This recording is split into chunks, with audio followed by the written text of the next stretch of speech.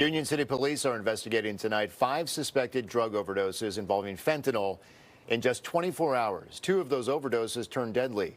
KTVU's LaMonica Peters live tonight in Union City after speaking to an emergency room doctor as well as police. LaMonica.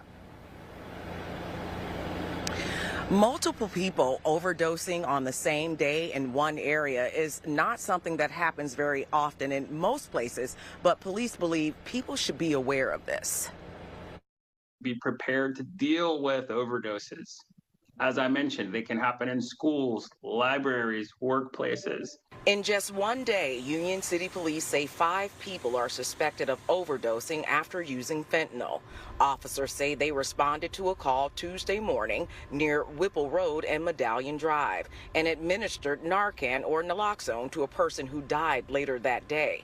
Dr. John Morehouse is the chief physician at Kaiser Permanente in Richmond and says the hospital provides naloxone to anyone who needs it.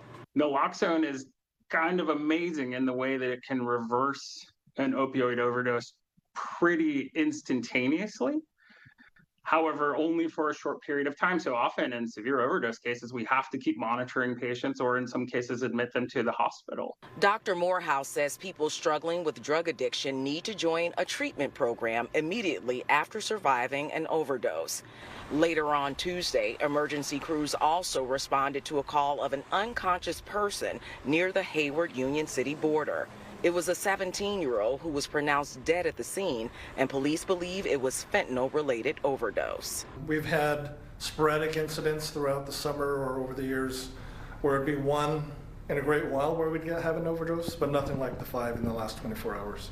Police also suspect 3 other calls they responded to in that 24-hour time period were fentanyl-related overdoses. This is more so awareness that these issues aren't only for big cities. As we saw in the last 24 hours, it can happen to a community just like Union City.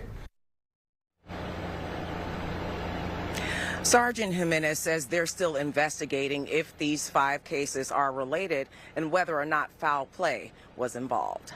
Mike? Yeah, on that note, LaMonica, did the sergeant mention if these 5 actually know each other in any way, any sort of relationship, or were together at any point during that 24-hour period? He said it's too early to tell. Of course, they're still gathering information and investigating. They weren't exactly right next to each other, maybe a few blocks apart in some instances, so they're still trying to figure it out. All right, LaMonica Peters live tonight in Union City. LaMonica, thank you for that.